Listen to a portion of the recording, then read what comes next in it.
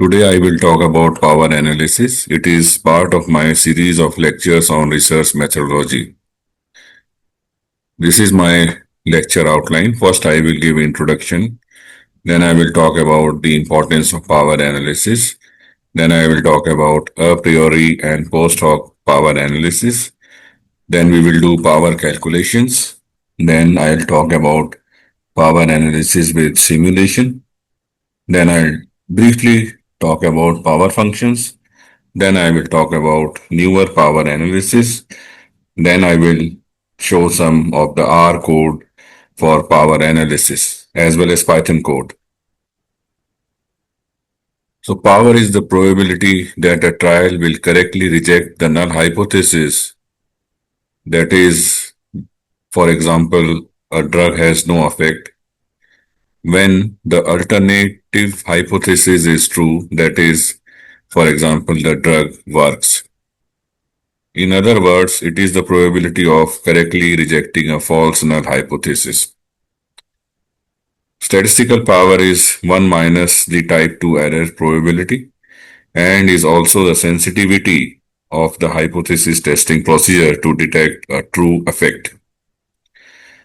There is usually a trade-off between demanding more stringent tests and so smaller rejection reasons and trying to have a high probability of rejecting the null under the alternative hypothesis. I'll show you graphically about this. Then what is the importance of power analysis? So first importance is that it avoids false negative. A study with low power may fail to detect a real treatment effect, leading to type 2 error, that is false negative. This means a potentially beneficial treatment might be overlooked. Then resource optimization. Clinical trials are costly and time consuming. Calculating power helps determine the necessary sample size to achieve reliable results. Ensuring resources are not wasted on underpowered studies. Then ethical considerations. An underpowered trial may expose participants to risk without the benefit of producing conclusive results. Ensuring adequate power is thus an ethical imperative to justify participant involvement. So, why to do power analysis? Funding agencies, ethics boards, and research review panels frequently request that a researcher perform a power analysis. This is basically a priori power analysis. An underpowered study is likely to be inconclusive later on, failing to allow one to choose between hypotheses at the desired significance level, while an overpowered study will spend great expense on being able to report significant effects, even if they are tiny and so practically meaningless. This is in case when effect size is very small and clinically not important. If a large number of underpowered studies are done and statistically significant results published, published findings are more likely false positives than true results, contributing to a replication crisis. A little bit about a priori and post hoc power analysis. Power analysis can be done either before, that is a priori, or prospective power analysis, or after, that is post hoc or retrospective power analysis. A priori power analysis is conducted prior to the research study and is typically used in estimating sufficient sample sizes to achieve adequate power. So this is very important. Post hoc analysis of observed power is conducted after a study has been completed and uses the obtained sample size and effect size to determine what the power was in the study, assuming the effect size in the sample is equal to the effect size in the population. Whereas the utility of prospective power analysis or a priori power analysis in experimental design is universally accepted. Post hoc power analysis is controversial. Many statisticians have argued that post hoc power calculations are misleading and essentially meaningless. Then let us do power calculations. Power depends on four key factors. So it depends on the test statistics itself. It depends on effect size. The minimum clinically meaningful difference is the effect size. Then sample size. More patients means higher power. Variability or standard deviation or variance or standard error. Greater variability in outcomes reduces power. Significance level, which we select, the threshold for rejecting the null hypothesis. So power is proportional to effect size, the significance level, the sample size, and is inversely proportional to the variability. So these are examples of effect size. I have a full lecture on effect size on my YouTube channel. Suppose we are conducting a hypothesis test. We define two hypotheses, null hypothesis and alternate hypothesis. So if the truth is that the null hypothesis is true and we reject the null hypothesis, it is the type 1 error. If the truth is that null hypothesis is false and we accept the null hypothesis, then it is the type 2 error. So if we design the test such that alpha is the significance level, being the probability of rejecting null hypothesis when null hypothesis is in fact true. So this is the correct conclusion, and the power of test is 1 minus beta, where beta is the probability of failing to reject null hypothesis when the alternate hypothesis is true. So this is the situation, and 1 minus beta is power. So this is the power, and this is the type 1 error or the level of significance, and these two are correct conclusion. The threshold for significance can be set small to ensure there is little chance of falsely detecting a non-existent effect. However, failing to identify a significant effect does not imply there was none effect.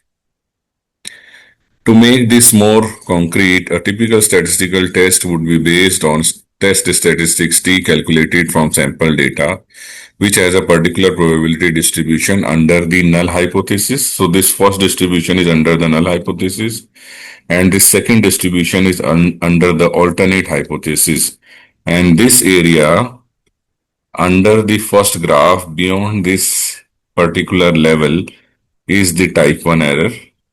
And this area under the second graph beyond this line is the power of study. And the area left side under the second graph, left side of this line is the type 2 error. So this area is the power. So we need to do a trade-off between the type 1 error and type 2 error. So let us see further. So under the null hypothesis, this is the distribution, and this position is known as the critical value. So this critical value is set such that the area under this curve is 0.05, and the area under the second curve beyond this critical value is the power of the study. So this is same, and this is an example where we have taken the difference between two means. So in under null hypothesis, the difference should be 0, and this is the difference under alternate hypothesis, and the difference is delta. So this is the effect size or unstandardized effect size. And we take the variation or standard deviation or standard error as same in these two graphs, and this is taken as the standard deviation of the data multiplied by square root 2 divided by n.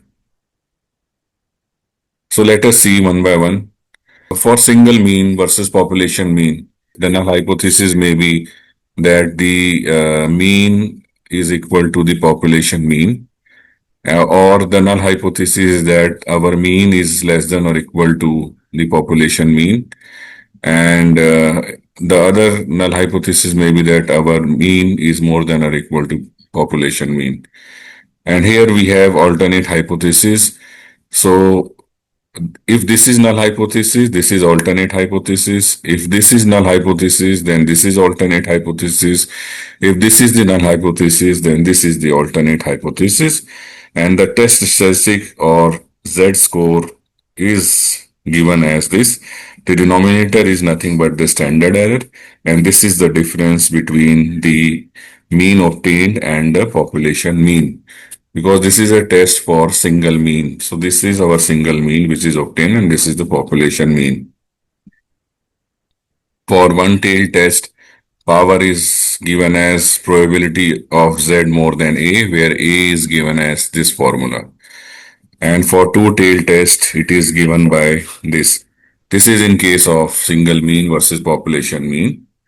And for one-tailed test, we take Z1 minus alpha. And for two-tailed test, we take Z1 minus alpha by 2. So this is the difference between these two scenarios. So this is an example we have. So if this is the graph under null hypothesis and the critical value is 172 and the population mean is 170 and the mean obtained under the study is 173.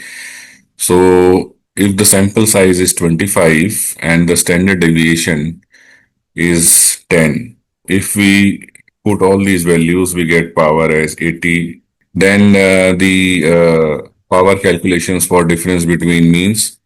So this is the graph which I have made. This is the scenario of the null hypothesis, and this is a scenario of the alternate hypothesis. And more strictly, the graph should be like this. Since there are two means, their difference should be 0, and the alternate hypothesis, their difference is delta. This is the power calculation for the difference between two means. The standard error is different here as compared to this standard error here. So this is the difference between these two. So this I have taken from the internet. Then power calculations for difference between proportions. So this is the graph under the null hypothesis, under the alternate hypothesis, and this is the critical value. Power is actually from the similar calculations which we have done before for difference between means. The power is obtained as the probability of this actually. This is the alternate formula which I have found in internet, and this is most commonly used. And this is the pooled standard error, and this is the alternate standard error. So these are the formulae for pooled standard error and the alternate standard error or unpooled standard error. Now the power analysis with simulation. These are the steps actually. We do Monte Carlo simulation method for power calculation. We generate a large number of the data set according to null hypothesis. So this is our data set according to null hypothesis. Then we compute the resulting test statistics for each data set. We compute the 1 minus alpha quantile of the simulated test statistic and use that as estimate of T alpha. Now we generate a large number of sets of data according to alternate hypothesis. This is the data according to alternate hypothesis, normally distributed, both these data, null hypothesis, alternate hypothesis. And then we compute the corresponding test statistics Tn again. We look at the proportion of those simulated alternative Tn that are above T alpha, calculated in step 3, and so are rejected. The percentage of instances where there is rejection is known as the power. Then power functions. In statistics, a power function describes the probability of correctly rejecting a false null hypothesis for various values of population parameters. It is the statistical power of a hypothesis test plotted against the parameter values being tested, showing how well a test can detect a real effect. Usefulness of power function, it helps assess the performance of test across different potential values of the population parameters. A higher power function value means a better ability to detect a true effect. The power function is often graphed with the probability of rejection on the y-axis and the parameter value on the x-axis. So these are some of the example of power functions. Actually, the graph is like this. Initially, it increases and then it gradually increases and then it plateaus. So if the effect size is halved, then the graph changes. So more the effect size, more the power. If variance is doubled, the power is less. And this graph is actually plotted in a reverse manner as compared to these graphs. This is the effect of sample size on power. As we increase the sample size, power increases. So these are some of the power functions. Examples of power functions I have taken from internet. Now a little bit about newer concepts. Power analysis is primarily a frequentist statistics tool. In Bayesian statistics, hypothesis testing of the type used in classical power analysis is not done. In the Bayesian framework, one updates his or her prior beliefs using the data obtained in a given study. So there is a concept of interim analysis in case of Bayesian framework or newer concepts of power analysis. So limitations of traditional power analysis or frequentist approach. While power is fundamental metric used in any clinical trial, it falls short of certain aspects. It assumes the effect size is fixed. This assumption becomes problematic because the true treatment effect is inherently uncertain and may differ from what was initially hypothesized. Hence, traditional power is insufficient for scenarios that necessitate decision making at interim stages or when Bayesian approaches incorporating prior distributions of the effect size are employed. These are the three newer power calculations. One is assurance, the second is conditional power, and the third is predictive power. And there are few more. So while traditional power and assurance calculations are performed during the planning and design stages, so traditional power calculations and assurance are these calculations are done at the design stage of a clinical trial, whereas the conditional power and predictive power are computed at interim analysis phase. So first of all, assurance. Assurance helps sponsors weigh risk before a trial even begins by blending prior knowledge with statistical design. Assurance is the unconditional probability of achieving statistical significance. It is the average of the power over the prior distribution of effects and standard deviation. Instead of taking a fixed effect size, we consider a distribution of effect size to account for potential variability in effect size. Assurance is generally calculated at the planning and design phase of the trial.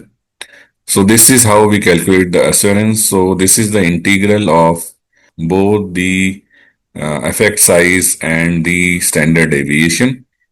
If we fix the standard deviation, then it is just integral of the effect size, distribution of the effect size. So this is the distribution of the effect size. This is the distribution of the standard deviation. So here we have fixed the standard deviation. So this is just the distribution of effect size. This is the simplified version of this formula.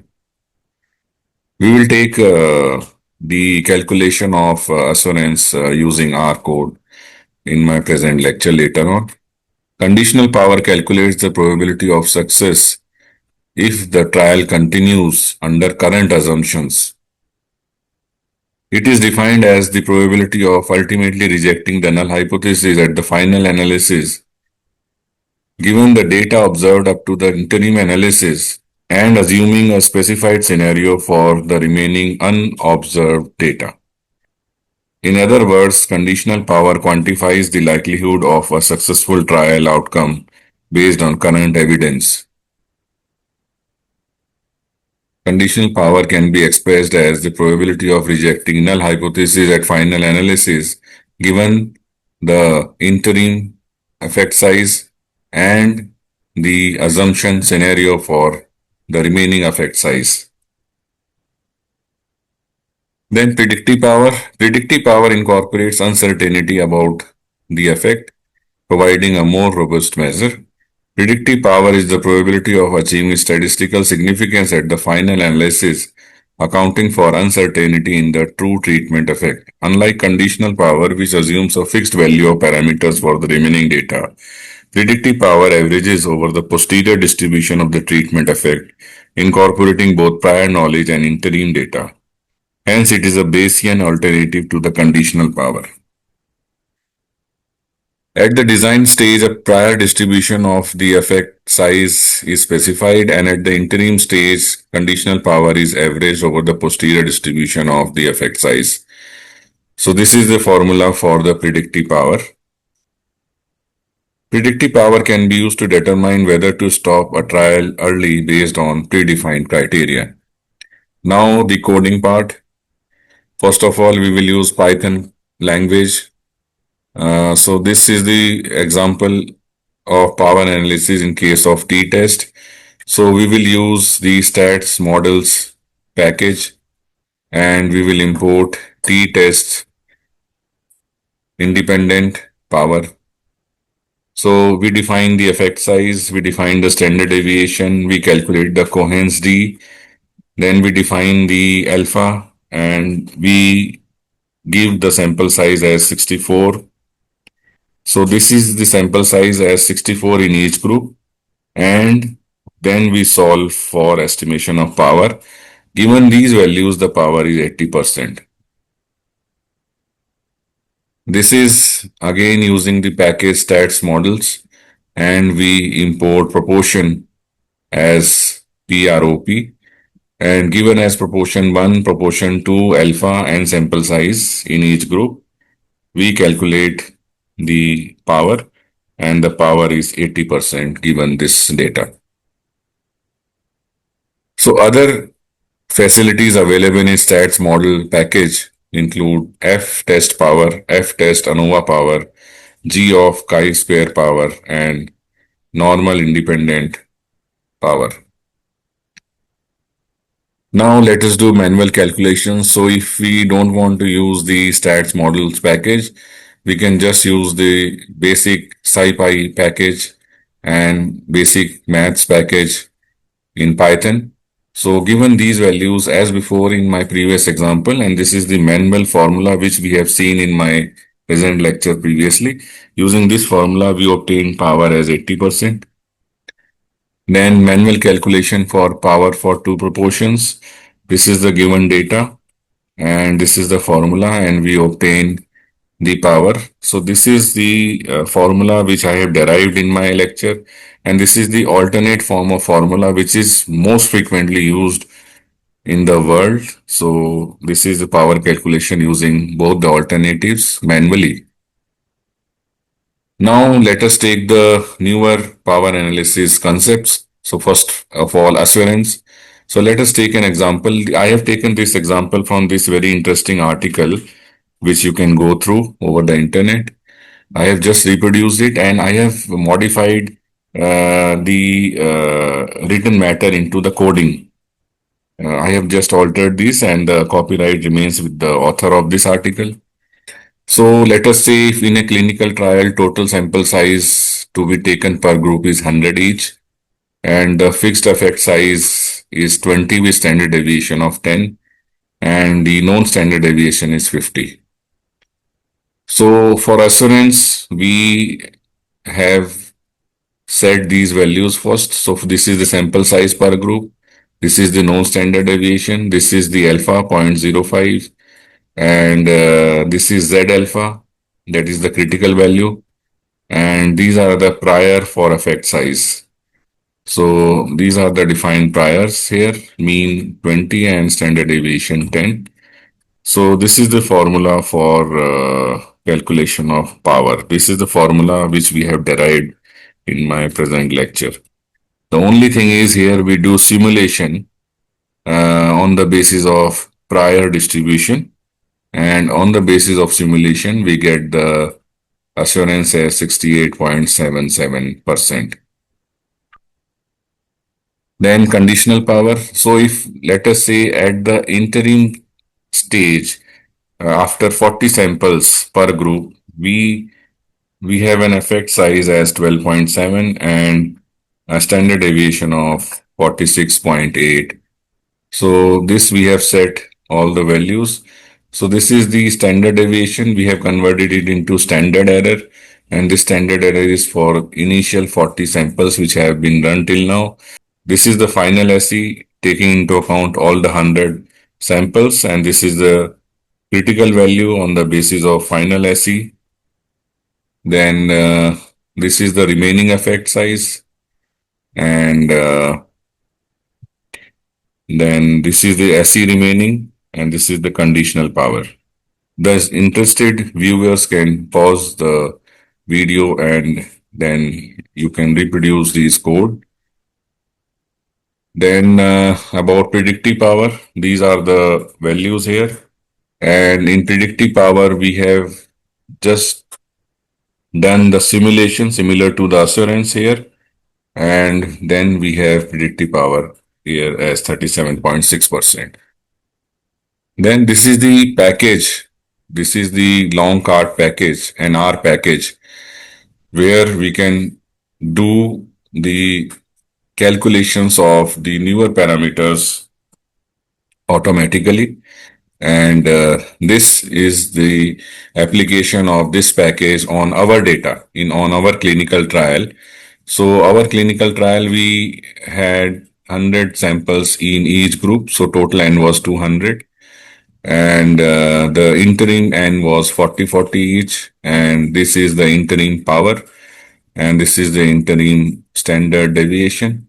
This was the critical value. And this was the mean difference prior. And this was the standard deviation prior. And we get the conditional power here as this, and probability, predictive probability of success. This is another newer measure, and this is here, and the predictive probability is 38.6. So this is all for today. Thank you very much.